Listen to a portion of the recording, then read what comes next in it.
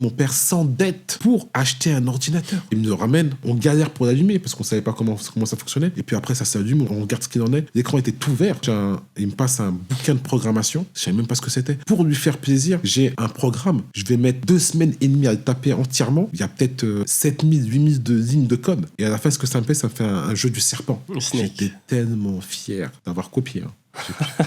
À la ligne près, mais derrière ça passe quelque chose que quand mon père ce jour-là, quand il a vu que j'ai fait ce programme-là, il m'a dit c'est la meilleure chose qui me soit arrivée. Juste t'as fait ce programme-là, t'as rentabilisé le crédit que j'ai pris. Et je ne savais pas ce que c'était qu'un crédit à cette époque-là. J'avais 8 ans et demi. Ça me touche beaucoup parce que on voit pas trop tout ce qui se cache derrière. On se dit voilà, il a acheté un ordi, mais derrière c'est très profond parce que pour nous ça peut être bateau. Tu lâches un billet, c'est bon, t'as le truc rapidos. Mais pour eux l'énergie et l'effort qu'il fallait pour ce petit truc, c'est énorme. Et moi je le répète souvent, je dis toujours moi mon père, ce qui a fait la diff quand j'étais petit, c'est que j'étais le seul dans le quartier qui avait un ordi. Je jouais à Adibou et en fait lui il a investi.